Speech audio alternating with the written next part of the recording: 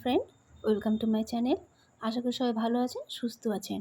তো আজকে আমি নিয়েছি মোমোজ রেসিপি নিয়ে, যেটা একদম হেলদি এবং টেস্টিও। তো এখানে আমি নিয়েছি গাজর গ্রেট করে নিয়েছি, আর এখানে নিয়েছি একটি আলু আর ক্যাপসিকাম কুচি করে নিয়েছি, আর এখানে নিয়েছি ছানা। তো এগুলোকে ভালো করে আমি মিক্স করে নেব।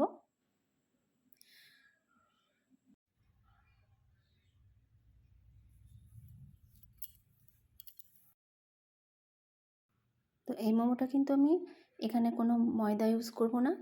আর এখানে দিয়ে দিলাম একটু লবণ পরিমাণ মতো, আর সামান্য পরিমাণ গোলমরিচের গুঁড়ো।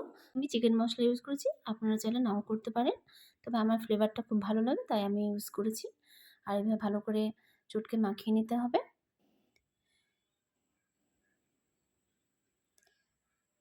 তো এটা আমার মাখানো হয়ে গেছে। এবার আমি যেখানে নিয়ে নিচ্ছি আটা, এটা কিন্তু আমি একদম আটা দিয়ে তৈরি করব। এখানে কোনো আমি ময়দা ইউজ করব না, কারণ ময়দাটা খাওয়া স্বাস্থ্যের পক্ষে খুব একটা ভালো না। তো আমি এখানে একদম আটা দিয়ে তৈরি করব, যেটা এইভাবে সামান্য পরিমাণ জল দিয়ে আটাটাকে ভালো করে মাখিয়ে নিতে হবে। তো এখানে আমার আটাটা মাখানো হয়ে গেছে।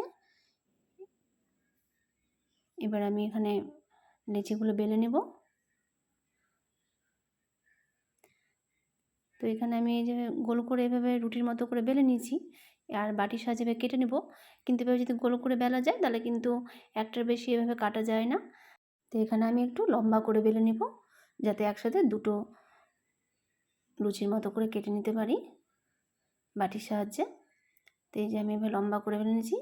এবার দেখুন এখানে দুটো কিন্তু এক পারফেক্ট কাটা হবে। তো এইভাবে সুন্দর আমার কাটা হয়ে গেছে।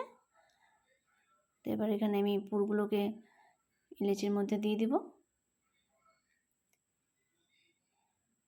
তো এভাবে অল্প করে একটু করে পুর দিয়ে তার উপরে আরেকটা রুটির শেপ বসিয়ে আমি এইভাবে ডিজাইন করে নিয়েছি। আপনারা চাইলে অন্য ডিজাইনও করতে পারেন। তো আমার সবগুলোই মোমো তৈরি করা হয়ে গেছে। এবার আমি ভাপিয়ে নেব।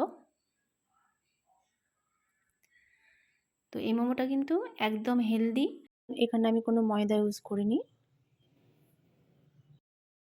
নেই। তো এখানে আমি ভাপাতে বসিয়ে দিলাম।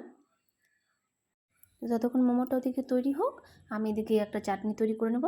তারপরে সামান্য পরিমাণ তেল দিয়ে আমি রসুনগুলো দিয়ে দিলাম, আর দিয়ে দিলাম 2-1টি কাঁচা লঙ্কা, আর কিছুটা পরিমাণ কারি পাতা। এগুলোকে হালকা করে ভেজে নেব। আর এদিকে ততক্ষণে আমার মোমোগুলো হয়ে এসছে, তো ওটা নামিয়ে ঠান্ডা হতে দিয়েছি।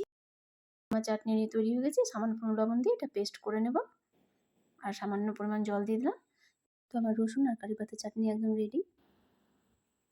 আমার এই পনির মোমোর রেসিপিটা যদি ভালো লাগে তাহলে অবশ্যই একটা লাইক ও কমেন্ট করে জানাবেন, আর আমার পাশে থাকবেন বন্ধুরা। ভিডিওটা দেখার জন্য আপনাদেরকে অসংখ্য ধন্যবাদ।